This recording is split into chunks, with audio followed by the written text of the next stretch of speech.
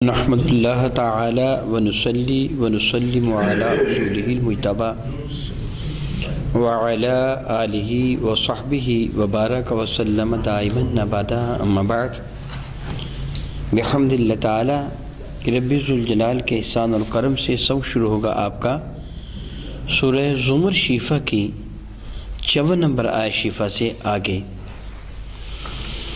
اعوذ باللہ من الشیطان الرجیم بسم اللہ الرحمن الرحیم واتبعوا احسن ما انزل الیکم من ربکم من قبل ان یأتیکم العذاب بغتۃ وانتم لا تشعرون۔ واتبعوا، اور تم اتباع کرو، پیروی کرو، احسن، اس بہترین بات کی اور احسن ترین اعلیٰ ترین شے کی کہ ما انزل الیکم من ربکم، جو تمہاری جانب تمہارے رب کی طرف سے نازل فرمائی گئی ہے، من قبل، اس سے پہلے کہ یأتیکم العذاب بغتۃ، کہ تم پر اللہ تعالیٰ کا عذاب اچانک آ جائے، وانتم لا تشعرون، اور تم کو اس بات کا شعور تک نہ ہو۔ رب کائنات جل وعلا نے سایہ بارکہ میں ایک احساس دلایا ہے کہ اے سارے کے سارے انسانوں، تمہیں ایک احساس دلایا جا رہا ہے کہ اتباع کرو اس بہترین شے کی جو رب کائنات جل وعلا کی جانب سے تمہاری طرف نازل کی گئی ہے۔ ظاہر ہے کہ قرآن مجید فرقان حمید براہ راست ہماری طرف نازل نہیں کیا گیا، بلکہ یہ رب کائنات نے رسول رحمت پر نازل فرمایا ہے، اور حضور کے توسط سے، حضور کے وسیلہ جلیلہ سے یہ ساری کی ساری امت مسلمہ، بلکہ سارے کے سارے انسانوں اور جنوں کی جانب حضور کے وسیلہ سے یہ نازل ہوا۔ اتباع کا لفظی معنی ہوتا ہے پیروی کرنا، اطاعت کا معنی ہوتا ہے فرما برداری کرنا، کسی کا حکم ماننا۔ جب لفظ اتباع آئے تو اس کا یہ معنی ہوگا کہ کسی کے نقش قدم پہ چلنا، کسی کا حکم ماننا۔ رب کائنات جل مجدہ الکریم قرآن کریم میں فرماتے ہیں قل ان کنتم تحبون اللہ فاتبعونی یحببکم اللہ۔ یا رسول اللہ علیہ السلام آپ ان سے ارشاد فرما دیجئے، ان کنتم تحبون اللہ، اگر تم اللہ تعالیٰ جل وعلا سے محبت رکھتے ہو یا دعویٰ کرتے ہو تو فاتبعونی، پھر تم میری اتباع کرو، میرے نقش قدم پہ چلو، میری غلامی کا پٹا گردن میں سجا لو۔ یہ جملہ غلامی کا پٹا گردن میں سجا لو میں نے اس لیے کہا کہ عربی میں اتباع اسے کہتے جو بالکل پیچھے پیچھے آنے والا ہو۔ مثلا کسی جانور کی گردن میں رسی ڈال کر، کوئی بھیڑ بکری وغیرہ، رسی ڈال کر کوئی شخص اس کو پکڑ کر آگے آگے چلے، وہ اس کے نشانات قدم پر جو جانور چلتا آتا ہے حقیقت میں اس کی اتباع کر رہا ہوتا ہے، اس کے پیچھے چل رہا ہوتا ہے۔ ان معانی میں اللہ تعالیٰ جل وعلا کی جانب نسبت نہیں کی جا سکتی کہ ہم اللہ کی اتباع کرتے ہیں، بلکہ کفر کی حد تک حرام ہوگا کہ اللہ کے نقش قدم پر کون چل سکتا ہے، یہ کیسے ممکن ہے۔ اتباع کے لیے رب کائنات ہمیں ہمارے کریم آقا عطا فرمائے، اللہ تعالیٰ کی اطاعت کی جاتی، جس طرح فرماتے ہیں وَمَن يُطِعِ الرَّسُولَ فَقَدْ أَطَاعَ اللَّهَ، جس سے رسول اللہ کا حکم مانا اس نے اللہ کا حکم مانا۔ اللہ تعالیٰ کا حکم مانا جاتا ہے، نبی کی اتباع کی جاتی ہے، اطاعت بھی کی جاتی ہے اور اتباع بھی کی جاتی ہے۔ یہاں جو فرمایا کہ قرآن پاک کی اتباع کرو، یہاں ظاہر ہے کہ قرآن پاک کی پیروی نہیں کی جائے گی، بلکہ صاحب قرآن کی پیروی کی جائے گی۔ جس طرح میری اور آپ کی ماں سیدہ زاہدہ طیبہ طاہرہ عائشہ الصدیقہ رضی اللہ تعالی عنہ، آپ سے عرض کیا گیا تھا رسول اللہ کے عادات و اطوار کیسے تھے، رسول اللہ کے گویا روز و شب کیسے گزرتے تھے، حضور کا اخلاق کریمہ کیسا تھا، تو جواباً آپ نے بڑا خوبصورت جواب دیا تھا، کانا خلقہ القرآن، رسول مرشم کی ساری عادتیں ہی قرآن کریم تھی۔ یعنی تاجر بجم شفیع معظم رحمت کا اٹھنا بیٹھنا، سونا جاگنا، چلنا پھرنا، کوئی بھی کام کرنا جو بھی آپ سے سرزد ہوتا تھا احکامات الہیہ کے تحت سرزد ہوتا تھا، اور قرآن کریم کی گویا کہ تفسیر تھی۔ اسی لیے رب کریم فرماتا ہے لَقَدْ كَانَ لَكُمْ فی رسول اللہ اسوۃ حسنہ، تمہارے لیے رسول رحمت کی مبارک زندگی ایک مینار نور ہے، ایک اسوہ حسنہ ہے۔ تو فرماتا ہے جو تمہاری طرف نازل کیا گیا قرآن مجید فرقان حمید اور تاجدار عرب و عجم شفیع معظم رحمت عالم کی ذات بابرکات، یہ تمہارے لائق اتباع من ربکم، تمہارے رب کی طرف سے، من قبل، اس سے پہلے اتباع کر لو کہ یأتیکم العذاب بغتتاً، کہ تم پر اللہ کا عذاب اچانک نازل ہو جائے۔ العیاذ باللہ تعالی ثم العیاذ باللہ تعالی، اگرچہ خلاق کائنات جل مجدہ کا وعدہ ہے ما کان اللہ لیعذبہم وانت فیہم، یا رسول اللہ صلی اللہ تعالی وسلم جب تک آپ ان کے اندر موجود ہیں ان پر اجتماعی عذاب نہیں آئے گا۔ رب کائنات کے حضور میرے اور آپ کے کریم آقا رسول مرشد رحمت عالم نے یہ مانگ لیا تھا کہ اللہ تعالیٰ جس طرح پہلی قوموں پر اجتماعی عذاب آئے اس طرح میری امت پر اجتماعی عذاب نہ آئے۔ رب کائنات نے میرے کریم آقا کی اس دعا کو شرف قبول سے نواز دیا۔ اس اعتبار سے امت مسلمہ پر معاذ اللہ وہ اجتماعی عذاب تو نہیں آتا کہ اللہ یعوذ باللہ شکلیں بگڑ جائیں، اللہ یعوذ باللہ تعالیٰ سب کو زمین میں دنسا دیا جائے، اللہ یعوذ باللہ تعالیٰ جس طرح نوح علیہ السلام کے زمانے میں سب کو پانی میں ڈبو کے ہلاک کر دیا گیا تھا، ایسے عذاب تو نہیں آئیں گے۔ پھر اب فرماتا کہ تم پر عذاب آ جائے بغتتاً، حقیقت میں یہ خطاب کافروں کے ساتھ ہے۔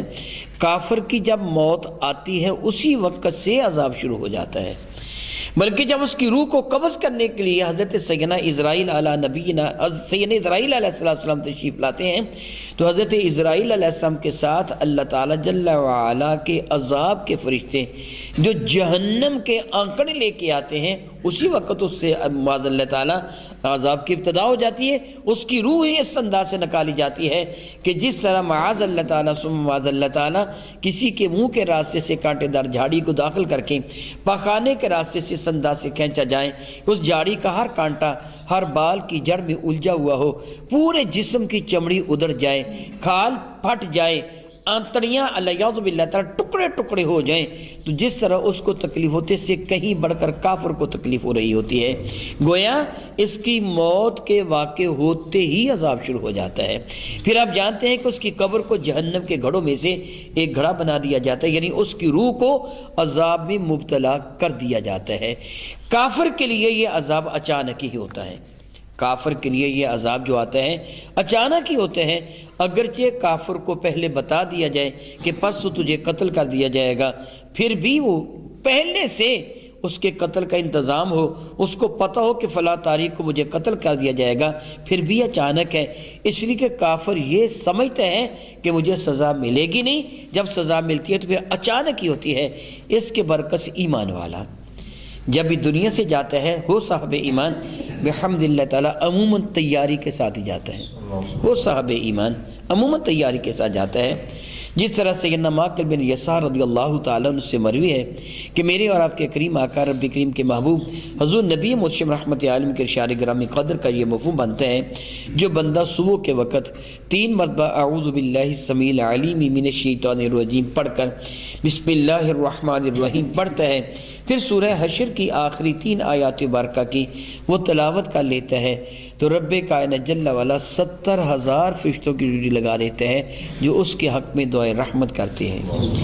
اگر اس دن اللہ تعالیٰ اسے اپنے پاس بلا لے، یعنی موت آ جائے، تو رب کائنات جل وعلا سے مرتبہ شہادت عطا فرما دیتا ہے۔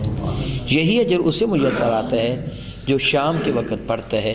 گویا ایمان والا صبح شام اگر یہ وظیفہ کر لیتا ہے تو اس کا مرنا بلا شک و شبہ ایک پروگرام کے تحت ہوتا ہے، اچانک نہیں، یعنی وہ اللہ کا ذکر کر رہا ہوتا ہے۔ ویسے بھی حق یہ ہے، میرے اور آپ کے آقا رسول عربی شفیع معظم رحمت عالم کے ارشاد گرامی قدر کا مفہوم بنتا ہے، بہترین موت وہ ہے، حتیٰ کہ شہادت سے بھی بہترین موت وہ ہے کہ تیری موت اس حال میں آئے کہ تیری زبان اللہ کے ذکر سے تر ہو۔ اس لیے حق یہ ہے کہ ایمان والا ہر وقت اپنے رب کا ذکر کرتا رہے۔ عموماً ایمان والا اللہ تعالیٰ محفوظ رکھے، گناہ کر بھی لیتا ہے نا تو بہت جلدی توبہ کر لیتا ہے۔ میرے اور آپ کے کریم آقا رسول عربی کا ایک ارشاد گرامی قدر ہے، صحابہ سے ارشاد فرمایا تھا، تو مجھے بتاؤ کسی کے دروازے کے آگے نہر جاری ہو، وہ ایک دن میں 5 مرتبہ اس نہر کے اندر داخل ہو کر اپنے جسم کو مل مل کر دھوئے، تو کیا میل کچیل کا کوئی اثر اس کے بدن پر باقی رہ جائے گا؟ تو صحابہ کرام نے کہا یا رسول اللہ نہیں، 5 مرتبہ اگر وہ مل مل کے دھو لیتا ہے اپنے بدن کو تو پھر میل کا تو کوئی اثر باقی نہ رہے گا۔ میرے کریم نے مسکراتے ہوئے ارشاد فرمایا 5 وقت کی نماز ادا کرنے والا اسی طرح گناہوں سے پاک ہو جاتا ہے جس طرح نہر میں غسل کرنے والا میل کو جھیل سے۔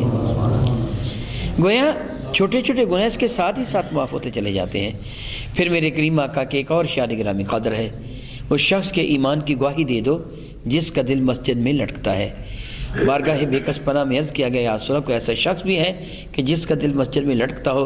میں ہاں، جو ایک نماز کے بعد دوسری نماز کا منتظر ہوتے ہیں، کب وقت ہوگا میں نماز ادا کرنے کے لیے جاؤں گا، یوں سمجھو گویا اس کا دل مسجد میں لٹک رہا ہے۔ الحمدللہ تعالیٰ گویا اس کو انتظار کرنے کا بھی رب کائنات ثواب عطا فرما دیتا ہے۔ میرے اور آپ کے کریم آقا ایک شب کا ذکر ہے، نماز عشاء ادا کرنے کے لیے دیر سے تشریف لائے۔ یہ حدیث مبارکہ صحیح مسلم کتاب الصلاۃ کے اندر ہے۔ راوی فرماتے ہیں کہ بارگاہ ساتھ باب میں سیدنا بلال رضی اللہ عنہ نے اطلاع دے دی تھی، یہی طریقہ کار تھا کہ جب معمول کے نمازی آ جاتے، اس زمانے میں گھڑیاں تو تھی نہیں کہ اتنے بج کر اتنے منٹ پر جماعت ہوگی، یہ بھی ذہن نشین فرما لیجئے۔ یہ جو جملہ ہے نا، اتنے بج کر اتنے منٹ پر روزانہ جماعت ہوگی، نہ آگے نہ پیچھے، یہ بھی بدعت ہے۔ یہ پابندی کرنا بھی بدعت ہے۔ میرے نبی کے زمانے میں ایسے نہیں کیا جاتا تھا، صحابہ کے زمانہ میں ایسے نہیں کیا جاتا تھا، تابعین تبع تابعین کے زمانہ میں ایسے نہیں کیا جاتا تھا۔ اس زمانہ میں کیا کیا جاتا تھا؟ جب معمول کے نمازی آ جاتے، وقت نماز کا ہوتا، نماز پڑھا دی جاتی، انتظار نہ کیا جاتا کہ بعد میں اتنے آئیں گے اتنے آئیں گے، فلاں ٹائم ہو گیا جی، جماعت کڑی ابھی نہیں ہوئی، ٹائم تو ہو گیا جماعت کا۔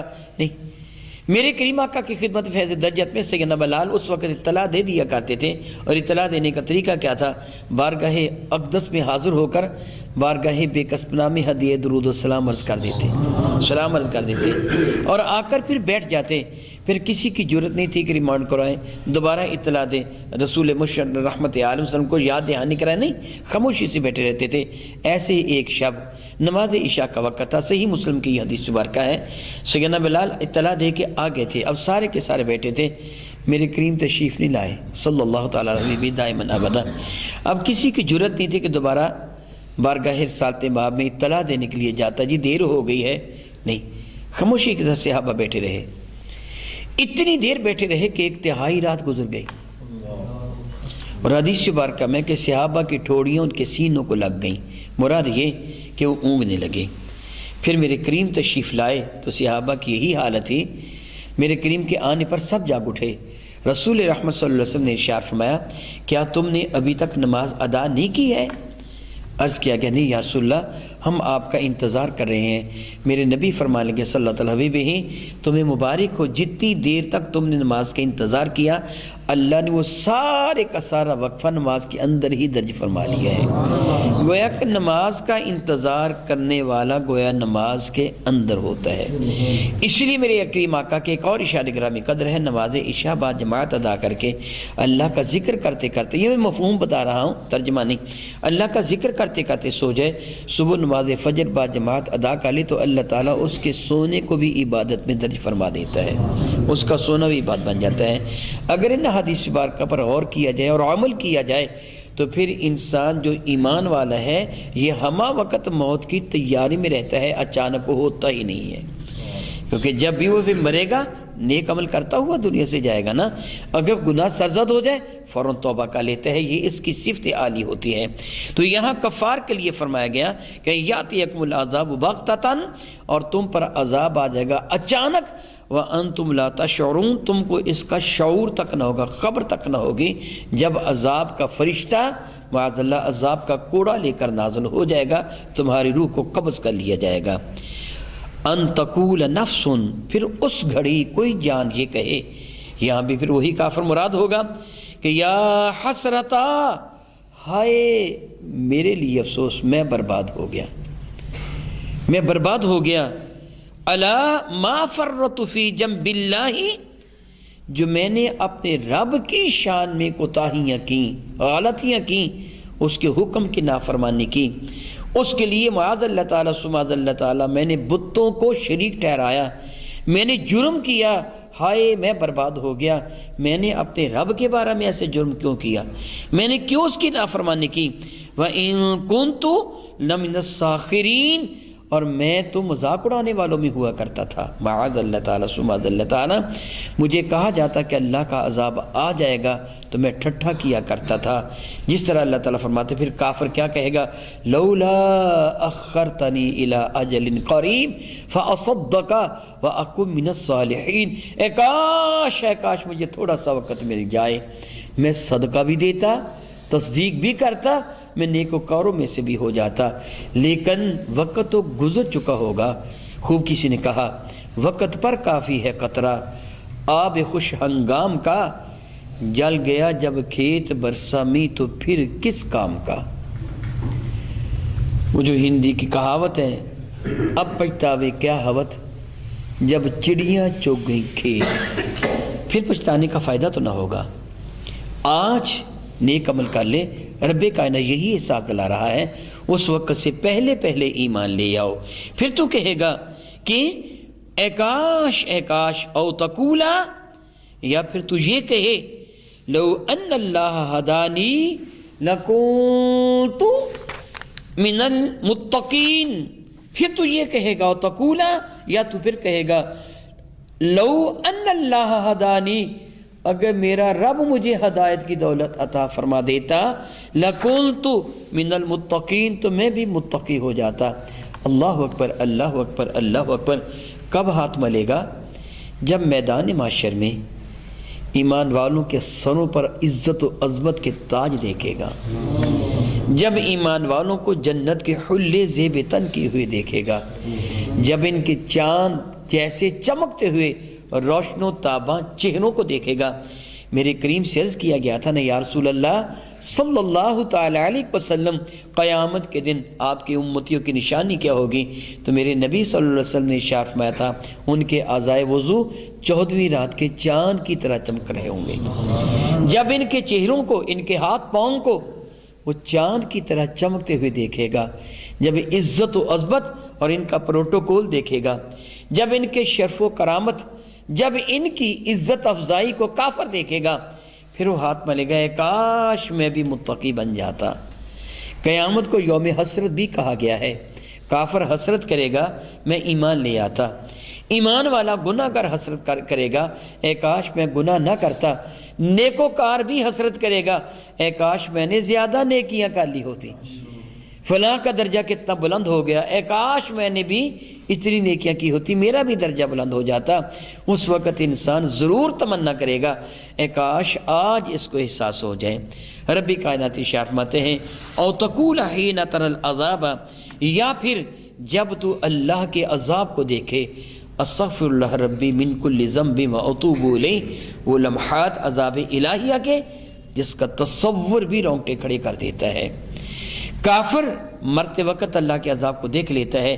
میرے اور آپ کے کریم آقا کے ارشاد گرامی قدر کا ایک ارشاد گرامی قدر کا مفہوم بنتا ہے، ایمان والے کو مرنے سے پہلے جنت میں اس کا ٹھکانہ دکھا دیا جاتا ہے، اور کافر کو جہنم میں اس کا مقام بھی دکھا دیا جاتا ہے۔ کہا جاتا ہے اللہ کے غضب کی طرف نکل۔ ایمان والے کا یا ایھا النفس المطمئنہ ارجعی الی ربک راضیۃ مرضیہ، اے نفس مطمئن اپنے رب کی جانب نکل اس حال میں کہ رب تجھ سے راضی ہے، تو رب سے راضی ہے۔ وہ فرما رہا ہے فادخلی فی عبادی وادخلی جنتی، اے نیک روح میرے بندوں میں شامل ہو کر میری جنت میں داخل ہو جا۔ ایمان والے کو خوشخبری سنا دی جاتی ہے، کافر کو اس کا ٹھکانہ دکھا دیا جاتا ہے، اور پھر وہ جب کافر جہنم کی وہ بھڑکتی ہوئی آگ کو دیکھے گا، او تقولا، اور یا اے انسان اے کافر جب تو دیکھے اینا تر العذاب، عذاب کو دیکھے تو تقول تو کہے کیا، لو ان لی کرتن فاکون من المحسنین، اے کاش کہ مجھے دوبارہ واپس جانا ہوتا۔ تکرار کرنا، کسی بات کو دہرانا، کرتن دوبارہ لوٹنا، اے کاش وہ کہے گا لو ان لی کرتن فاکون من المحسنین، کہیں مجھے واپس لوٹ جانا ہوتا، اللہ مجھے واپس لوٹا دیتا، میں بڑا نیک بن جاتا، میں کبھی کوئی گناہ نہ کرتا، کبھی کوئی گناہ نہ کرتا۔ میں رب کائنات سے معافی مانگتا ہوں یہ جملے کہہ رہا ہوں، میں نے اپنے بڑوں سے سنا، میری پیدائش تو پاکستان کی ہے، سن 1956 کی۔ میں نے اپنے بڑوں سے سنا کہ جب پاکستان بنا، لوگ ہجرت کر کے پاکستان کی طرف آ رہے تھے تو عموماً لوگ کہتے تھے اے اللہ سلامتی کے ساتھ ہمیں پاکستان پہنچا دے، پھر ہم تیری بڑی عبادت کریں گے، کبھی تیری نافرمانی نہیں کریں گے، بڑی پابندی کے ساتھ نماز پڑھا کریں گے، کبھی کسی کے ساتھ زیادتی نہیں کریں گے۔ لیکن جب سب کچھ مل گیا تو سب بھول گئے۔ یہی حال انسان کا ہے، یہی حالت انسان کی ہے۔ وہ دعویٰ تو یہ کرے گا کہ مجھے واپس لوٹایا جائے تو میں نیکوکار ہو جاؤں، لیکن عموماً ایسی ہوتا نہیں۔ مصیبت میں انسان ہو تو رب کو بڑا یاد کرتا ہے، جب فراوانی آ جاتی ہے تو سب کچھ بھول جاتا ہے۔ معاذ اللہ تعالیٰ ثم معاذ اللہ تعالیٰ۔ رب کائنات جل مجدہ جواباً ارشاد فرمائے گا بلا، کیوں نہیں، قد جاءت کا آیاتی، اللہ اکبر اللہ اکبر اللہ اکبر اللہ اکبر۔ کیا فرمائے گا؟ بلا، کیوں نہیں، تو کہہ رہا ہے نا کہ مجھے دوبارہ دنیا میں جاتا تو بڑا نیک میں بن جاتا۔ رب فرمائے گا بلا، کیوں نہیں، قد جاءت کا آیاتی، تیرے پاس میری آیتیں آئی تھیں، قرآن آیا تھا، میرے نبی تشریف لائے تھے، ان کے بعد ان کی تعلیمات زمانے بھر میں پھیلی ہوئی تھی، تجھے پتا تھا، تو جانتا تھا، تو نے دیکھا تھا قرآن کو، تو نے سنا تھا آیات الہیہ کو۔ قد جاءت کا آیاتی، تیرے پاس میری آیتیں آئی تھی، فکذبت بہا، تو نے ان کو جھٹلا دیا تھا، انکار کر دیا تھا۔ اب کہتا ہے میں بڑا مان جاتا، ہو چکا ہے، ہو چکا ہے۔ میرے نبی نے کیا معجزات دکھائے تھے، کفار مکہ بھلا کیا جواب دیں گے؟ 40 سال تک میرے نبی کو نہیں پرکھا تھا، پھر کیا آج میرے کریم آقا کی وہ سیرت طیبہ جو کفار مکہ کے سامنے اس وقت کی سیرت طیبہ جبکہ ابھی میرے نبی نے اعلان نبوت فرمایا نہیں تھا، کیا آج بھی کافروں کے سامنے آفتاب نصف النہار کی طرح روشن و تابہ نہیں ہے؟ دنیا کا بڑے سے بڑا کافر، بڑے سے بڑا دشمن، کیا میرے نبی کی زندگی کے کسی بھی لمحے پر انگلی رکھ سکتا ہے کہ اس میں فلاں عیب تھا؟ جب ہر اعتبار سے تجھے پتہ ہے کہ وہ سچے ہیں، پھر ایمان لے کے کیوں نہیں آیا؟ پھر کیوں ایمان لے کے نہیں آیا؟ قرآن مجید فرقان میں نے چیلنج کتنا بڑا چیلنج کیا، فَأْتُوا بِسُورَةٍ مِّن مِّثْلِهِ وَادْعُوا شُهَدَاءَكُم مِّن دُونِ اللَّهِ، اس قرآن کی مثل لے آؤ، سارے گرو گھنٹالوں کو جمع کر لو۔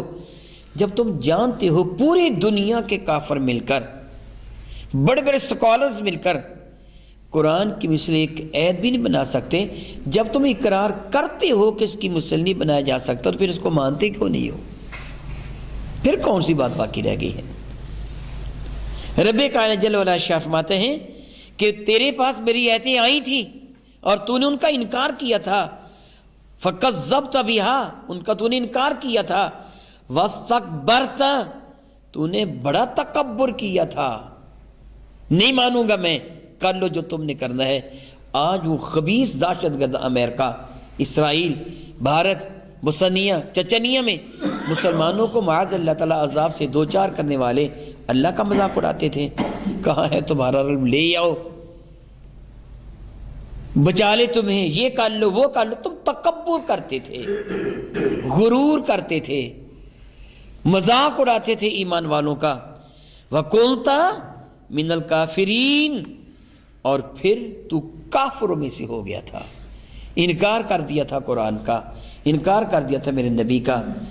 گویا رب کائنات کسی کو ناکردہ گناہ کی سزا نہیں دیتا، ایسے نہیں کہ اسے سمجھایا نہ جائے، پتہ نہ چلے، حقائق کھل کر ان کے سامنے ہیں، بلکہ کافروں نے تو اتنی تحقیق کر رکھی ہے، مسلمان بھی شاید اتنی تحقیق کریں نہ کریں جتنی تحقیق کافروں نے کر رکھی ہے۔ احادیث مبارکہ پر میرے پاس کچھ کتابیں ہیں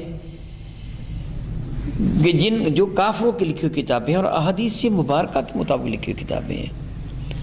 اللہ اکبر، المعجم المفہرس لأحادیث نبویہ 8 جلدوں میں ہے، اور کافروں کی لکھی ہوئی کتاب ہے، عیسائی کی لکھی ہوئی کتاب ہے، لندن سے شائع ہوئی، آج سے تقریباً 100 برس پہلے لکھی ہوئی کتاب۔ اس کتاب کی یہ خوبی ہے، آپ کو کوئی بھی حدیث یاد آئے اور اس کے کسی بھی حصے کے مادہ کا علم آپ کو ہو. مثلا ینصرون ہے، ینصرون کا مادہ نصرہ ہے، نون صاد اور را. نصرہ آپ کو یاد ہے فلاں حدیث میں نصر ینصرون ہے اور اس کا مادہ نصرہ ہے. آپ نصرہ نکالیں گے، نصرہ کے گردان کی جتنی حدیثیں ہیں ساری اس میں آپ کو مل جائیں گی. اور لکھا ہوگا فلاں کتاب صحیح مسلم ہے، بخاری ہے، ترمذی ہے، نسائی ہے، ابو داؤد ہے، ابن ماجہ ہے، طبرانی ہے، امام احمد کی ہے، وہ یہ کیا دارمی ہے. ان میں سے کسی ایک کتاب کی جو حدیث ہوگی، ایک ایک حدیث اس سے وہاں لکھے کہ فلاں کتاب کے فلاں باب کے فلاں نمبر حدیث یہ موجود ہے. کتنی اس نے تحقیق کی، ساری حدیث بارکہ کو منگالا. وہ جانتے ہیں حقائق کیا ہے. پھر ایمان نہ لائیں گے تو رب کائنات کی تو گرفت ہے نہ. پھر ارشاد فرمائے گا وَكُنْتَ مِنَ الْكَافِرِينَ، سب کچھ جانتا ہوا بھی تو کافر تھا، اس لیے تجھ کو سزا دی جائے گی. او کما قال اللہ تبارک و تعالی واللہ تعالی اعلم باسرار کتابہ.